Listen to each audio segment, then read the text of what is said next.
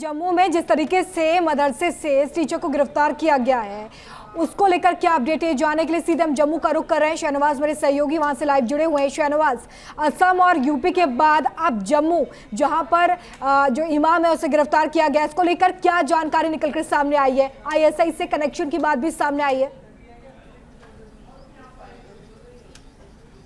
देखिए, बिल्कुल पुलिस ने जानकारी साझा की है और साफ तौर पर उन्होंने कहा है कि ये जो अब्दुल वाहिद जो वहाँ पर एक मस्जिद में पहले मौलाना का काम कर रहा था, साथ ही ये जो दत्तपथ एक जगह पड़ती है वहाँ पर ये जो मदरसा था वहाँ पर वो लगातार पढ़ाने जाता था। और ये पुलिस ने जब उसे गिरफ्तार किया है तो उसके फ़ोन से कई डिटेल्स जो हैं वो पुलिस को यहाँ पर हासिल हुई हैं और साफ तौर पर ये पता लग रहा है कि जो सेना की मूवमेंट थी, सेना के जो कैंप्स थे, उसकी जानकारी वो बॉर्डर पार यहाँ पर पहुँचाने की कोशिश कर रहा था। ऐसे में पुलिस ने उसको गिरफ्तार कर लिया है। लगातार उससे जानकारियां जो हैं वो जुटाई जा रही हैं। लेकिन मैं आपको बता दूं कि लगातार अगर हम पिछले 6 महीने की बात करें तो कई ऐसे मॉड्यूल्स हैं, खासतौर पर जो आतंकी संगठन है लश्कर और जैश, उसके मॉड्यूल्स जो है वो जम्मू रीजन में पकड़े गए हैं। कई लीड्स जो हैं वो यहाँ पर सुरक्षा एजेंसियों को मिली हैं। यही कारण है कि जो लीड्स मिल रही हैं उसके बाद कई नेटवर्क्स जो है वो सुरक्षा एजेंसियों ने यहाँ पर पकड़े हैं। लेकिन ज़रूर ये एक बड़ी खबर है क्योंकि एक मदरसे में पढ़ाने वाला जो मौलाना है वो यहाँ पर गिरफ्तार हुआ है और इससे साफ तौर पर पता लग रहा है कि किस तरीके से मदरसे के अंदर इस तरह की बातें जो हैं वो वहां पर चल रही थी। ऐसे में पुलिस और जो सेना और दूसरी सुरक्षा एजेंसियां हैं वो ये जानने की कोशिश कर रही हैं कि इसके तार जो हैं वो वहां पर और कितने लोगों से वहां पर जुड़े हुए हैं, उसकी छानबीन इस समय बिल्कुल मुमकिन है शहनवाज की कई सारे नाम और इज्जत में आएंगे। आप बने रहिए हमारे साथ। विनोद बंसल जी भी लगातार हमारे साथ हैं, हाफिज नूर अहमद साहब भी लगातार हमारे साथ हैं। विनोद बंसल जी, तो क्या माना जाए कि सिर्फ मदरसों में इस तरह की कार्रवाई हो रही है? क्योंकि असदुद्दीन ओवैसी ने छोटा एनआरसी तक कह दिया था, क्योंकि लगातार कार्रवाई हो रही थी मदरसे पर, साथ ही जो यूपी सरकार का बड़ा फैसला था। आखिर ऐसा क्यों फील होता है कि सिर्फ मदरसे ही टारगेटेड है, कई अन्य जगहों पर इस तरह की चीजें भी पनप रही हैं? देखिए, भारत के किसी भी हिस्से में जाने का काम सरकार का है और भारत की सरकार हो या राज्य की सरकार हो, उसको उसके क्षेत्र से रोकने का कोई अधिकार नहीं है, कोई भी व्यक्ति रोक नहीं सकता। अब सर्वे अगर हो रहा है तो सर्वे से अगर चिढ़ किसी को होगी, कोई तकलीफ किसी को होगी तो उसी को तो होगी ना, जिसने कुछ छुपा रखा है या जो बताना नहीं चाहता या कुछ एक्सपोज होने का डर लग रहा है। आप मुझे बताइए कि जब 2018 में हरकतुल हर्ब इस्लाम के 13 संदिग्ध आतंकियों को पकड़ा गया था, 3 मार्च 2019 में आतंकी शहजाद तेली और आकिब मलिक को पकड़ा गया था। 5 दिसंबर 2020 में अब्दुल दानिश को दिल्ली पुलिस ने पकड़ा था। मार्च 2022 में 19 साल के इमानुल हक को देवबंद के हॉस्टल से पकड़ा गया था। 2019 में देखिए विनोद बंसल जी, आप एग्जाम्पल काफी सारा देंगे, लेकिन सवाल यही है कि सर्वे सिर्फ मदरसों का ही नहीं बल्कि बहुत सारी चीजों की होने की जरूरत है। हाफिज नूर अहमद साहब कितना सही मानते हैं? और सवाल ये कि अगर एक सेकंड सर सुनिए ना, सुनिए हाफिज नूर साहब, अगर मदरसे का हो ही रहा है सर्वे तो हो जाए, आधुनिकीकरण हो जाएगा, बच्चे और अच्छा पढ़ेंगे, तो इसमें दिक्कत क्या है आप लोगों को? यही तो दिक्कत है। बिल्कुल सही बात है। कैसे चलेंगी? अरे सुनिए बंसल जी, आप सिर्फ मुसलमानों के खिलाफ बोलने के लिए बैठते हैं, इसके अलावा कुछ नहीं आता आपको। बात दूसरे की भी सुनिए आप बताइए जिन मदरसों की मान्यता है, मुस्लिम कौम को खत्म करने का काम जो कर रहे हैं वो आप लोग कर रहे हैं। मुस्लिम आप लोग कभी मुसलमानों को खत्म नहीं कर पाएंगे। आतंकवाद चलाने का काम आप कर रहे हैं। जब से भारतीय जनता पार्टी की सरकार आई है, तब से भारतीय जनता पार्टी का तरीका बन गया। एक खास मुहिम के तहत हमारी विरासतों को, हमारी अजीम निशानियों को खत्म करने की साजिश कर रहा है। और आप आतंकवाद का रट लिए बैठे हो। इन्हीं मदरसों से मौलाना फजले लगे हुए हैं। यही वजह से कुछ नहीं बताइए। आपके इस्लाम को खा जाएंगे लोग। इस्लाम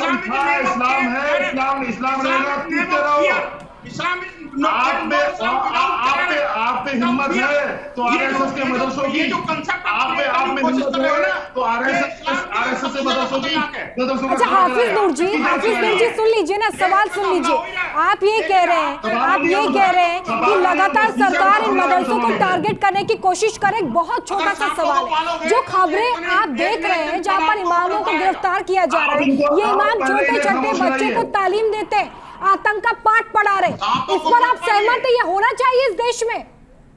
इन छोटे बच्चों को आतंकी तालीम दी जा रही है। ISI, ABT, AQS से इनके तार जुड़े हुए हैं, जो इमाम यहाँ पर बच्चों को पढ़ाते हैं। ये बहुत ठीक हो रहा है देश में। आप सवाल ही करते रहेंगे, जवाब देने का मौका ही नहीं देंगे। नहीं, जवाब तो दीजिए ना आप हाफिज जी, जवाब दीजिए। मैं आपसे पूछ रही हूँ कि क्या आपको लगता है कि इस तरह के इमाम इन मदरसों में पढ़ाने के लिए पहुंचने चाहिए? आप ये बोल रहे हैं ना कि इन मदरसों में जो लोग पढ़े वो बहुत अच्छी जगहों पर पहुंचे, लेकिन आज जो हो रहा है इस देश में, इन बच्चों को तालीम दी जा रही है, आतंक का पाठ पढ़ाया जा रहा है, ये बहुत ठीक हो रहा है, इस पर कोई कार्रवाई नहीं होनी चाहिए? देखिए बिल्कुल, आप मेरी बात सुनिएगा। विनोद जी आपके पास आएंगे हम। हाफिज नूर जी, आप अपनी बात पूरी करें। गैर मान्यता प्राप्त स्कूलों का जो सर्वे हो रहा है, इस सर्वे से हमें एतराज नहीं है, लेकिन मैं ये पूछना चाहता हूँ, जिन मदरसों को हुकूमत ने मान्यता दे रखी है, उनके साथ क्या किया है? उनके जो आधुनिकीकरण के टीचर हैं, उनकी तनख्वाह नहीं दे रहे हो आप। तनख्वाह नहीं दे रहे हो आप उनकी। तनख्वाह का क्या मतलब है? अगर मान्यता प्राप्त स्कूलों में भी, मान्यता प्राप्त मदरसों में भी तुम्हें आतंकवादी नजर आते हैं, तो अपना उसमें सही आप करिए। अरे आतंकवादियों को आप बताइए मान्यता क्यों दे रहे हो? ठीक है हाफिज नूर अहमद साहब रुकिए। सवाल जो आपने किया, एक सेकंड सर, कंटिन्यू बोलेंगे, दोनों लोग को समझ लेगा। एक सेकंड हाफिज नूर अहमद साहब रुकिए। विनोद बंसल जी, सर अगर ये सवाल है कि आपने ही अगर ये कहा है कि ये मान्यता प्राप्त है, तो फिर उन लोगों को वेतन क्यों नहीं दे रहे? यही तो सवाल उठा रहे, सवाल का जवाब दीजिए।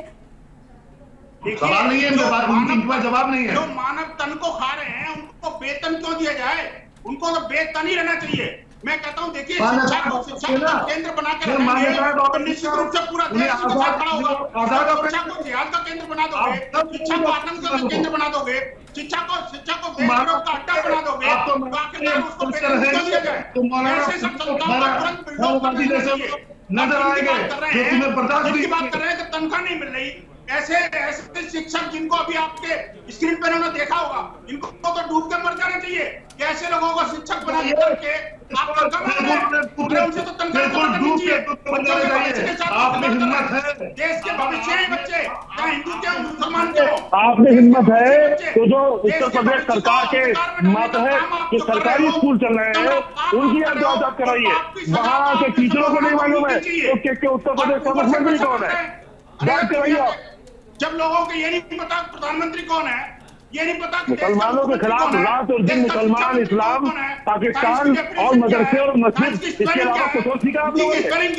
विनोद जी, जिन बातों का आप जिक्र कर रहे हैं कि ऐसे बहुत सारे मदरसे हैं जहाँ पर लोगों को ये नहीं पता कि देश के प्रधानमंत्री का क्या नाम है, सर ऐसे बहुत सी रिपोर्ट्स हम भी दिखा चुके हैं, आप भी देख चुके होंगे, जहाँ पर सरकारी स्कूलों का भी यही हाल है। सर सवाल जो यहाँ पर हाफिज नूर जी खड़ा कर रहे हैं, उनका सीधा सवाल ये है कि फिलहाल तो आप लोग सर्वे कराने की बात कर रहे हैं कि हम मान्यता देंगे, वहाँ पर अत्याधुनिक सुविधाएं दी जाएंगी ताकि ये बच्चे अच्छे से तैयार हो सके, देश की प्रगति में हिस्सा बन सके, लेकिन उनका क्या, जो इस वक्त मान्यता प्राप्त है उनका क्या हो रहा है? उनके जो वहां पर सुविधाएं हैं उन्हें अत्याधुनिक करने के लिए आप लोग क्या कर रहे हैं? ये सवाल खड़ा कर रहे हैं यहाँ पर हाफिज नूर जी, इसका जवाब दीजिए ना। देखिए सवाल खड़ा करना इनका काम है और काम नहीं करने की इनकी जिद है। और मदरसा जो है, जो आतंक का केंद्र बन चुके हैं, आपको जवाब नहीं आता है। इसके अलावा आप मुझे बताइए कि जब मैंने इतने सारे दृष्टांत दे दिए, किसी एक को तो कंडेम करो यार, बोलो कि हाँ हम जिहादी अड्डा चलाते हैं। आतंक के ये जो मदरसे और मस्जिद के नाम पर जो है हम देश विरोध के अड्डे चलाते हैं। आप देखिए कि देश के अंदर अगर आप इतिहास उठा लोगे तो देश के अंदर जितने भी दंगे हमले हुए हैं वो सारे 90% जो है जुम्मे के दिन हुए हैं, मस्जिद से निकलते हुए हैं। मस्जिद के अंदर क्या सबसे पहले अंग्रेजों के खिलाफ जिहाद का फतवा देने वाली ठीक है, सुनिए हाफिज नूर अहमद साहब और विनोद बंसल साहब बने रहिए हमारे साथ। देखिए हाफिज नूर साहब, आप जो ये बात कह रहे हैं ना कि आजादी के समय वो वक्त अलग था, ये वक्त अलग है, और इसीलिए सवाल उठ रहा है कि आखिरकार अब मदरसों से इस तरह की स्थिति क्यों हो रही है। वापस आऊंगी आपके पास ग्राउंड जीरो से। ठीक है सर, बने रहिए। ग्राउंड जीरो से हमारे संवाददाता रुमानुल्लाह खान भी है। रुमान, देखिए सवाल तो यही है ना, आजादी का समय और अब का समय जमीन आसमान का फर्क है। अब के मदरसे और तब के मदरसे बिल्कुल फर्क वाले, और इसीलिए ये कार्रवाइयां हो रही हैं। देखिए, बिल्कुल मदरसों की जो कंडीशन है, सीधे तौर पर बहुत सारे ऐसे मदरसे हैं आसाम में जो अपनी आंखों से देखा कि बहुत ही गंदी कंडीशन में बच्चे रह रहे हैं। गरीब घरों के बच्चे हैं जिनके पास 2 वक्त खाने को नहीं है। उन्होंने अपने बच्चों को इस आस में यहाँ पर भेजा है कि कम से कम इनकी पढ़ाई हो रही है और इनके खाने पीने का इंतजाम हो रहा है।